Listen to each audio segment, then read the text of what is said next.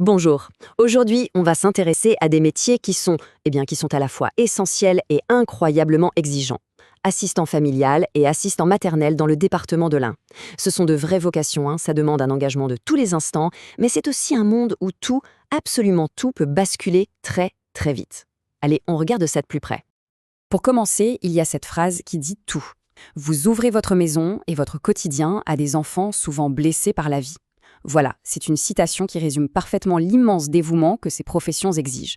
On le voit bien, ce n'est pas juste un métier, c'est un véritable engagement du cœur. Alors justement, derrière ces métiers, on trouve deux grands piliers de l'accueil, les assistants familiaux d'un côté et les assistants maternels de l'autre. Leurs missions sont différentes, bien sûr, mais leur engagement, lui, est exactement le même. Voyons un peu ce qui les caractérise. Les assistants familiaux, leur rôle, c'est d'offrir un vrai foyer, stable 24 heures sur 24, à des enfants qui en ont désespérément besoin. Les assistants maternels, eux, créent un cadre sécurisant pour les tout-petits. Mais ce qui est assez frappant, c'est que même si les missions ne sont pas les mêmes, les qualités qu'il faut avoir et la pression qu'on ressent sont, au fond, incroyablement similaires. Mais voilà, cette vocation a aussi une face un peu plus sombre, son immense fragilité. Parce qu'un agrément, et donc toute une carrière, peut vraiment basculer en un seul instant.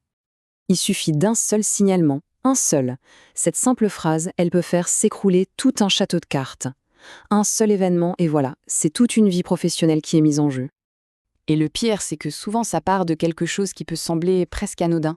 Un petit malentendu avec un parent, un désaccord avec un service, une situation particulièrement compliquée avec un enfant. Et la machine administrative, elle, s'emballe. Et là, d'un coup, tout devient très, très compliqué.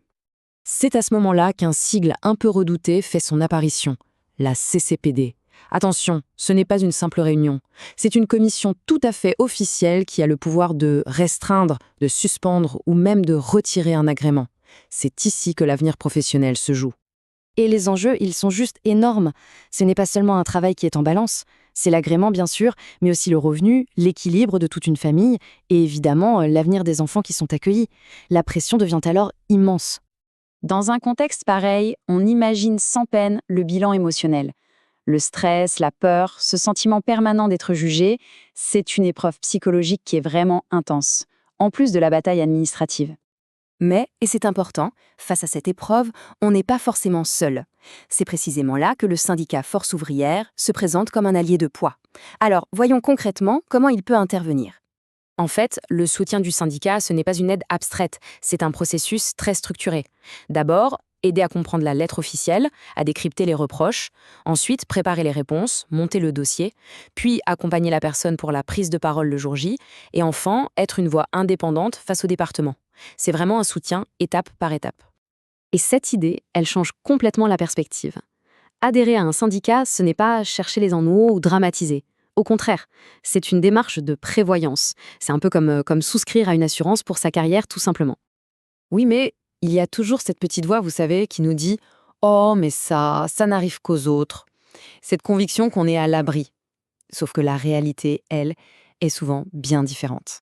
Et c'est là le point crucial. Ce ne sont pas les mauvais professionnels qui se retrouvent convoqués, loin de là. Au contraire, ce sont bien souvent ceux qui ont voulu rendre service, ceux qui ont accepté les situations les plus difficiles ou même ceux qui ont simplement osé dire non à un moment donné. Bref, absolument personne n'est à l'abri. Bon, maintenant, parlons un peu des aspects pratiques. Parce que si l'idée de se protéger fait son chemin, il reste forcément des questions assez légitimes sur le coût, la confidentialité, et puis comment faire concrètement. Alors, la première question, c'est souvent le portefeuille. Combien ça coûte? Et là, la réponse est assez surprenante. Une fois la déduction fiscale de 66% appliquée, cette protection revient à moins de 4 euros par mois. Oui, oui, moins de 4 euros. C'est moins que le prix d'un café pour mettre sa carrière à l'abri. L'autre grande inquiétude, c'est bien sûr la peur de représailles. Et là-dessus, la source est très claire, l'adhésion est totalement confidentielle.